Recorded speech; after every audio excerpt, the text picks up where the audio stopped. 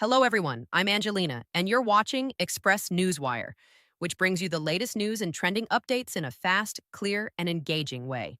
Today, we're diving into the financial report of one of India's most talked about fintech startups, Open, the country's first neobanking unicorn. Once hailed as a game changer in digital banking, Open's latest numbers paint a mixed picture. Growth in revenue, but losses still running deep.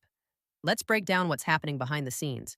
In the financial year FY25, Open reported 46 crore rupees in revenue, marking an 85% jump compared to 24.8 crore rupees in the previous year. That's a strong sign of progress, but the story doesn't end there. Despite the revenue spike, the company still recorded losses of 108.8 crore rupees, though it's a notable improvement from 169.6 crore rupees in FY24. The Bengaluru-based Fintech, backed by Tiger Global and IIFL, continues to operate in the red, with total accumulated losses now at a massive 1,921 crore rupees, roughly $225 million. So what does Open actually do? Open builds digital banking and payment solutions for small and medium businesses. It offers smart current accounts, digital payment processing, and a suite of tools that cover invoicing, accounting, expense management, and credit access, all integrated with partner banks and lending institutions. Its revenue mainly comes from subscription-based payment services and commission fees charged on transactions. In fiscal year 25, this made up the core 46 crore rupees operational income, while another 12.1 crore rupees came from interest on deposits, giving it a total income of 58.1 crore rupees. Now, let's talk about the cost structure and where the real challenge lies. For fiscal year 25, employee benefits alone consumed 62.5% of total expenses, roughly 100 crore rupees.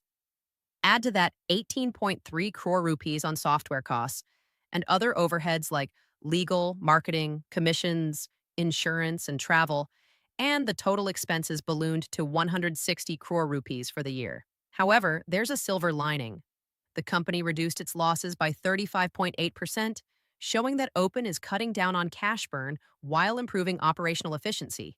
Still, the numbers highlight a harsh truth. Profitability is still a long way off for most neobanks. Looking deeper at Open's financial health, the company's ROCE, return on capital employed, stood at negative 56.6%, and its EBITDA margin at negative 235.65%, signaling ongoing operating pressure. On the bright side, Open ended the fiscal with total assets of 210 crore rupees, including 202 crore rupees in cash reserves, meaning it still has enough liquidity to sustain operations for now. Open has raised over $190 million in total funding to date. In 2022, it entered the coveted Unicorn Club after a $50 million round led by IIFL, with participation from Tiger Global and other investors. While investor confidence remains high, the latest numbers show that India's neobank sector faces serious challenges, from strict digital lending regulations to intense competition from traditional banks and payment giants. So, where does Open go from here? Experts believe that for neobanks like Open, growth can't depend only on user acquisition anymore. To survive and thrive, they'll need to expand into lending for SMEs, offer wealth management, insurance, and SaaS-based financial tools. With investor pressure and regulatory hurdles tightening, the road ahead looks tough, but not impossible. If Open can innovate beyond basic banking and leverage its massive customer base, it still has a chance to make a strong comeback in the fintech race.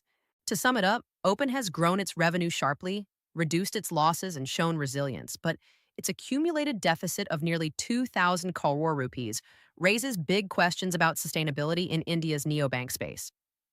The next few years will be crucial, not just for Open, but for the entire digital banking ecosystem that's still finding its balance between innovation and profitability.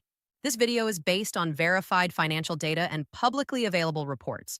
Some investors or affiliates mentioned may hold interests in similar companies, but that does not influence our coverage or reporting. Thanks for watching. Stay tuned for more insights on startup, fintech, and business news. Don't forget to like, share, and subscribe to stay updated. I'm Angelina with Express Newswire, and I'll see you in the next news update.